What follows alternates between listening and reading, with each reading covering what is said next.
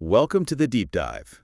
We are plunging headfirst into a pretty complex situation unfolding right now in Chhattisgarh. Yeah, it's quite the story. This is our deep dive based on, well, a detailed account of recent events and an ongoing investigation that's really captured a lot of attention. That's right. Today, we're sort of unpacking a story centered around some, well, pretty serious allegations of widespread corruption. Uh-huh. It's tied to the state's liquor business, involves prominent political figures, and we're seeing some, let's say, dramatic action from a major investigative agency. And the spark that really kicked off this dive happened just a little while ago, actually, on Friday, June 13, 2025. That's when things seem to go from, investigation to very public action. Exactly. And our goal here is really to guide you through the details, help understand who's involved, how this alleged scheme reportedly worked, Right. and just try to cut through the noise a bit to get to the core of why this matters to you. Okay, so let's take you right there to Chhattisgarh on that specific day, June 13th. The Enforcement Directorate, the ED, they made a move that, well, it sent ripples. Big ripples. They initiated action under the Prevention of Money Laundering Act, the PMLA. That's the law they use to track and seize assets connected to alleged criminal activity. Okay. And they basically began seizing properties across the state. And these weren't just like random addresses, were they? What we've been looking at highlights some very specific and, frankly, pretty surprising targets. Absolutely. Among the properties they attached or, provisionally seized was the Congress Party's district office itself, the Congress Pawan, located in Sukma. Wow, the party office. Yeah, and they also targeted residential properties, some belonging to a very well-known Congress MLA, Kawasi Lakhma, and then further properties owned by his son, Harish Lakhma. And the total value of these assets attached just on that day, we're talking a significant figure, right? We are. It adds up to 6.15 crore. 6.15 crore. And to break that down a bit, the Sukma Congress office itself was valued at 68 lakh. Okay. Kawasi Lakhma's home in Raipur, that came in at 2.24 crore. And his son Harish Lakhma's house in Sukma was estimated at 1.4 crore. These aren't small sums, especially, in regions like Yes, Sukma. So the big question then is, why these specific properties? What's the alleged connection the ED is making? Well, the ED's rationale is pretty clear from their statements. They allege these assets, including that party office and the family homes, were built or acquired using illegal proceeds. Okay, illegal proceeds and the source of those alleged proceeds. That's where this alleged liquor scam comes right into the picture. The claim is these properties are direct results of illicit gains. Gains generated by a massive operation that reportedly ran between 2019 and 2022. And when we say massive, the scale the ED is citing here is, well, it's kind of staggering, isn't it? It really is. Over 2,161 crore in alleged illicit gains generated through this operation. That's the figure they've put out there. 2,161 crore. Wow. Yeah. And what really grabbed headlines, and is reportedly quite unprecedented under the PMLA, is the actual seizure of a political party's office. Right, that Congress Pawan in Sukma. Exactly. Attaching that under money laundering charges it's a bold move. It puts that specific location and how it was allegedly funded directly at the heart of the investigation. It's making a major statement. It really feels like an agency saying, look, we believe even the physical infrastructure of power here is allegedly tied to this. Now, let's pull back the curtain a bit. How did the ED allege this liquor scam itself actually operated? We're hearing it described as a well-oiled syndicate. That's the picture they're painting, yeah. It's described as this complex network, reportedly involving, a collaboration between politicians, bureaucrats, and individuals within the liquor trade itself. So not just one person, a whole network. And it wasn't a simple one-off thing. It's alleged to have been pretty systemized over those few years, from 2019 to 2022. And they allegedly used multiple methods to, well, siphon off funds. What were the main strategies described? Well, there seem to be several key parts to this alleged operation.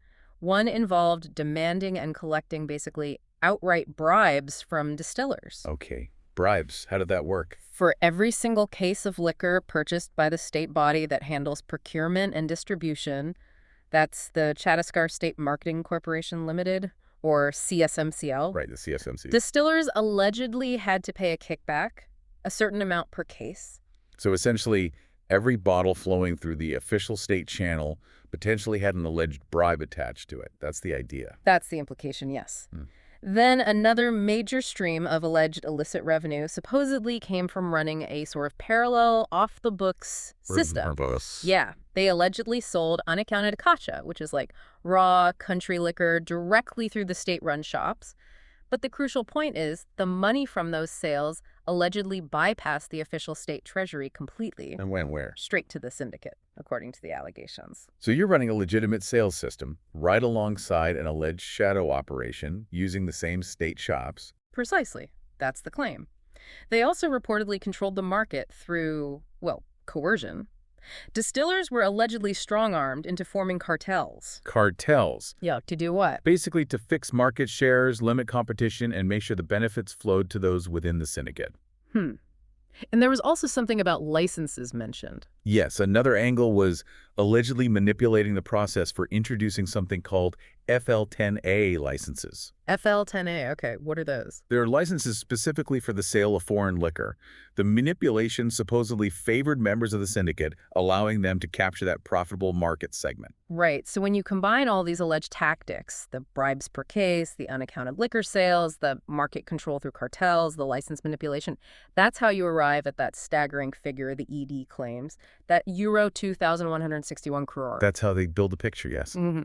2,161 crore in alleged proceeds of crime. An alleged amount that represents not just illicit gain for a few people, but also a massive loss for the state, right? A corresponding massive loss to the state's public funds is how it's framed. And as we mentioned earlier, the allegations place Kawasi Lakhma, who was serving as the excise minister during this exact period. Right, 2019 to 2022. Squarely in the middle of this, claiming she wasn't just aware, but actively involved in making it happen. Okay, yeah. Let's dive deeper into Kawasi Lakhma. He's clearly a central figure in the ED's narrative here. Tell us more about him. Well, Kawasi Lakhma is a very significant political figure in Chhattisgarh, particularly in the Bastar region. He's 71 years old, a tribal leader, and a 6-time MLA representing the Kontik constituency in Sukma district. 6 times. That's a long career. A very long career. He holds considerable political weight for the Congress Party there. He's a major force in that area. And his background story is quite something, isn't it? Yeah. Sounds like a remarkable rise. Absolutely. His story is one of overcoming, significant challenges. He apparently started life trading oxen, served as a village sarpanch before entering assembly politics just before the 1998 elections. And despite reportedly being illiterate, he's renowned for his powerful oratory, his grassroots connection. That's what helped him become this, political heavyweight. There's also a very heavy historical event linked closely to him, his survival of that horrific 2013 Chiramgadi Maoist attack. That's a hugely crucial part of his public story, yes. He was one of the very few senior Congress leaders who survived that absolutely brutal ambush that killed so many others. Must have been traumatic. Undoubtedly. And his survival itself became a point of intense political discussion afterwards. Even some conspiracy theories were floated back then. The opposition called for a narco test on him, which he publicly dismissed at the time. And politically, he's remained resilient. He held on to his assembly seat in the 2023 state elections, even when the Congress Party lost power statewide. That's right, he bucked the trend, although he did unsuccessfully contest the Bastar Lok Sabha seat in the 2024 general election. Okay, so his prominence during the alleged scam period, 2019-2022, is directly tied to his role then, which was... He was the state's excise minister, the minister in charge of the very department overseeing liquor sales and policy.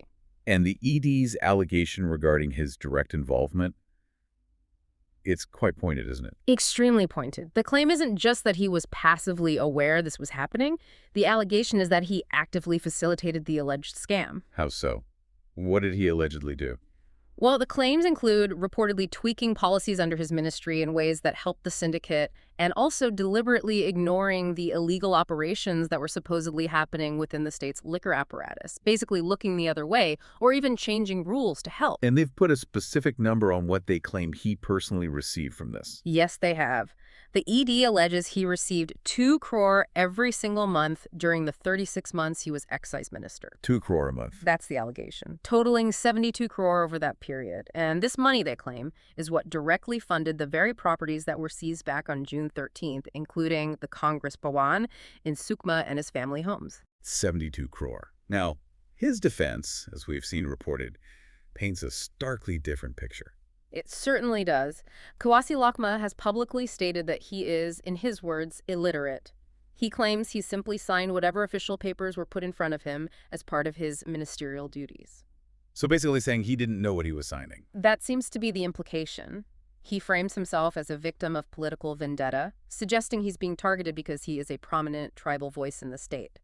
It's a powerful counter-narrative, isn't it? Yeah. A long-serving tribal leader claiming he's caught in the political crossfire because of his background and influence. Let's trace the ED's investigation a bit. This didn't just materialize out of thin air on June 13th. Not at all. This has been building. The investigation, from what we understand, really started gathering serious momentum sometime in 2023. That's when the ED began categorizing this alleged liquor operation as, organized crime. Things seemed to really escalate towards the end of 2024, though, specifically in December. That's right. December 2024 saw the ED conduct a series of pretty significant raids. They targeted the residences of Kawasi Lakhma himself, his son Harush, and another Congress leader named Raju Sahu. These raids happened across multiple locations: Raipur, Sukma, and Damtari.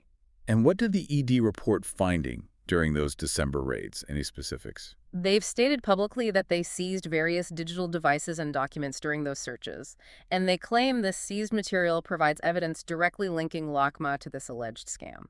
Then came a really major step in January 2025. Yes, a very big step. On January 15th, after hours of questioning him in Raipur, the ED took the step of arresting Kawasi Lakhma. Arresting a former minister. Exactly. He was subsequently remanded into ED custody for 7 days initially. This arrest was highly notable because it was reportedly the first time a cabinet-rank minister from the previous state government had been arrested in connection with this specific probe. His son Harish was also arrested around that same time. Okay, and how does the ED support that specific claim about the 2 crore monthly payments allegedly going to him? Where does that number come from? Well, they've reportedly cited statements from individuals they identify as associates involved in the alleged syndicate. Figures like Arunpati Tripathi and Arvind Singh.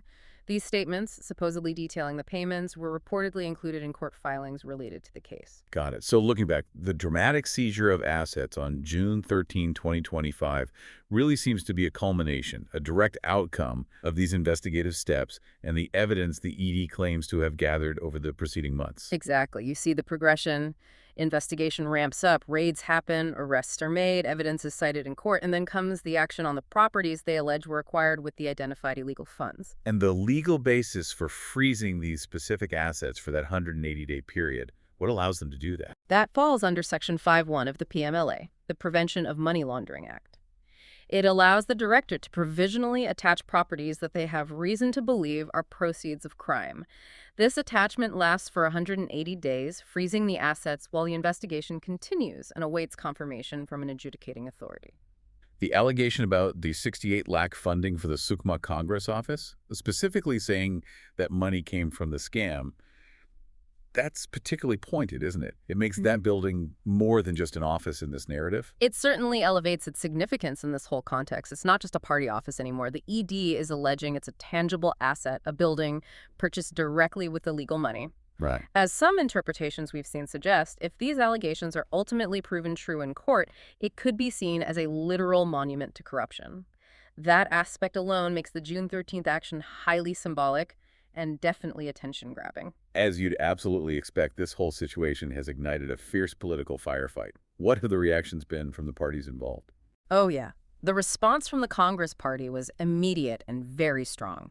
They've consistently characterized the ED's actions as a political conspiracy. They allege it's being orchestrated by the BJP-led central government specifically to target the opposition. Have specific leaders weighed in? Absolutely. Sushil Anand Shukla, who heads the Congress media cell in the state, reportedly described the ED's moves as a clear tactic to harass the opposition and pointed out the timing conveniently just before local body elections were due. The timing again. Exactly. And former Chief Minister Bhupesh Baghel also reacted strongly, taking to X, formerly Twitter, accusing the ED of trying to suppress tribal voices by going after Kawasi Lakhma. He reiterated the party's full solidarity with him. And the Congress isn't just making verbal claims, right? They've indicated they plan to challenge the ED's assertions, particularly about the funding for that Sukma office. That's correct. They've stated publicly their intention to provide financial records related to the Sukma Congress Pawan. The aim is clearly to demonstrate how it was funded through legitimate means and counter the ED's specific claim that it was built using money from the alleged scam. Okay. Now, on the other side of the political aisle, the BJP has defended the agency's actions. Yes, Chhattisgarh's Deputy Chief Minister Vijay Sharma has publicly supported the ED. He stated that the case is legally registered based on findings and that Kawasi Lakhma's arrest was justified as part of the ongoing investigation. The timing of ED actions, though, it often seems to become a flashpoint in these situations, doesn't it? It really fuels those claims of political vendetta Yeah. from the opposition. It's an observable pattern and it frequently raises questions. While the ED operates under a legal mandate, the proximity of significant actions, raids, arrests, seizures to electoral cycles often leads to accusations of political motivation. It creates this perception, certainly for some observers, that it might be, a mix of genuine law enforcement activity and perhaps a strategically timed political maneuver. Justice or a well-timed jab. Maybe a bit of both, some might say. And it's important to remember, this isn't framed by the ED as being solely about Kawasi Lakhma, is it? They allege this was a much larger operation. Yes, that's a crucial point. They describe it as a widespread syndicate, reportedly involving around 70 individuals in total. 70 people. That's the number mentioned. And this list allegedly includes other prominent figures too, names like Raipur's mayor, Ijaz Debar, and a retired IAS officer named Anil Titeja have also surfaced in connection with the probe. And there were actions taken by the ED even before the specific June 13 seizures we focused on. Correct. Prior to attaching these properties valued at 6.15 crore on June 13th, the ED had actually already attached other properties valued at a much larger sum, around 205 crore, in earlier phases of this same investigation. 205 crore previously. Okay. And adding another layer, Chhattisgarh's own state agencies, the Anti-Corruption Bureau and the Economic Offenses Wing, ACBEOW, launched a separate FIR back in January 2024. This FIR also named dozens of suspects in connection with its very same alleged liquor scam, so there are parallel state-level actions too. Thinking about that huge alleged figure again, 2,161 crore, and connecting it back to reality, particularly in a region like Sukma, which, faces significant challenges with poverty, development, even violence, the contrast is just jarring. It's incredibly stark when you put it that way. 2,161 crore is an absolutely immense amount of money. It represents potential resources that could have been channeled into vital public services. Like what? Funding essential infrastructure like schools, hospitals, roads, clean water projects, especially critical in areas that are most in need, like parts of Sukma and Bostor. The core allegation here is that these funds were instead diverted for private, illicit gain. So bringing this directly to you, listening now, whether you happen to be in Chhattisgarh or anywhere else in India, why does this situation resonate beyond just the state headlines? Well, on a local level in Chhattisgarh, the potential impact is very real and direct. It's about the alleged misuse of public funds tax money that theoretically should have been used to build and improve the state, potentially ending up, elsewhere. And for everyone else listening, across the country. I think across the country, this case serves as a really potent illustration, maybe a reminder, that large-scale corruption allegations are not isolated incidents. They aren't confined to one specific area or one political group. It touches on fundamental questions about governance, accountability, and public trust that are relevant everywhere. There's also that potential precedent being set, isn't there? The ED actually attaching a political party's office under the PMLA. That feels significant. That's a critical point to watch, yes. It's a move that could be interpreted as a significant step towards demanding greater accountability from political entities themselves. It suggests that even party assets could be scrutinized if allegedly linked to criminal proceeds. But there's a flip side. Well, the flip side is the concern, often voiced by opposition parties, about whether such powers could potentially be used selectively as a political tool. The outcome of this specific aspect, the challenge to the office seizure, will be very closely watched for the precedent it might set. It really feels like a core takeaway from everything we've explored here is the absolute necessity for citizens of demanding accountability from those who hold positions of power. Absolutely. Public office comes with an inherent responsibility to use resources for the public good. Cases like this, regardless of what the final legal outcome turns out to be, they underscore the vital importance of transparency, vigilance, and mechanisms to ensure that responsibility is actually met. Looking ahead then, as of that point, June 13, 2025, what's the immediate situation on the ground and what's the likely road ahead for this case?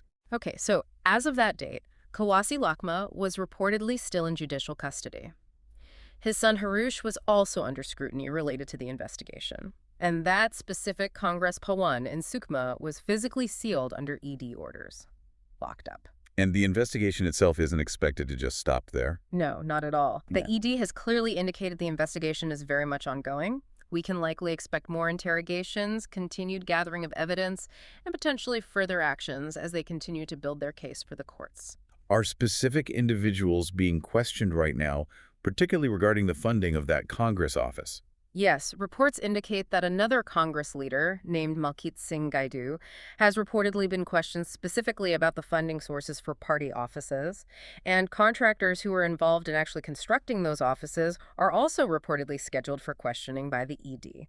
They're digging into the money trail for the building itself. Ultimately, though, where does this complex situation get resolved? It can't just stay in limbo. The legal system is the path forward now. The ED will need to consolidate its findings, present its evidence and arguments formally, and the courts will ultimately be the venue where these serious allegations are tested, defenses are heard, and a final decision on guilt or innocence and the legitimacy of the asset seizures will be made. It's a process. What are the potential outcomes down the road as this moves through the courts? What could happen? Well, there are several distinct possibilities. If the allegations are proven in court and Kawasi Lakhma is convicted, he could face significant legal consequences, including potentially substantial jail time. A conviction of that nature could also significantly damage the Congress Party's standing and reputation within the state. And the alternative? Conversely, if he is acquitted, if the court finds the evidence insufficient or the defense persuasive, he could emerge as a figure claiming political martyrdom. In that scenario, the BJP and the central agencies might face serious accusations of political overreach and misusing investigative bodies. So high stakes either way. Very high stakes.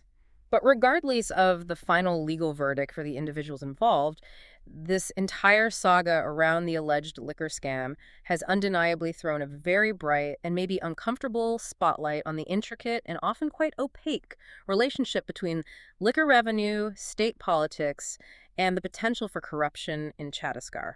It's really forced a public examination of how that whole system operates, hasn't it? It really has. So, as we bring this deep dive to a close, let's try to synthesize the core theme here. This story, while it's focused on liquor, alleged bribes, specific people, it's fundamentally about much bigger issues, wouldn't you say? I think so. It's really about power dynamics, isn't it? It's about the trust or lack thereof placed in elected officials. And it's about the alleged real-world cost of corruption, potentially on a massive scale, for an entire state and its people. We've peeled back the layers of the events surrounding June 13th, the investigation that led up to it, drawing on the information that's become available. And it really leaves us, and hopefully you listening, with some pretty crucial questions to consider moving forward. Yeah, think about that figure again.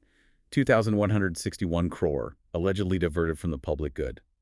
What does that imply about the systems of accountability and transparency that are supposed to be in place? Not just in Chhattisgarh, but really everywhere. It prompts us to consider what needs to actually happen, what checks and balances need to be strengthened to ensure public resources truly serve the public and don't allegedly end up lining the pockets of a powerful few. This unfolding story in Chhattisgarh, with its dramatic seizures, its high-profile accused, and its intense political backdrop, it really stands as a powerful, if maybe sobering, example of the ongoing challenges in upholding integrity in governance. It's definitely a situation that underscores the continuous need for citizens, for all of us to stay informed, to remain vigilant, and to consistently demand accountability from our leaders. A lot to think about indeed. Definitely something for you to continue pondering long after this deep dive concludes.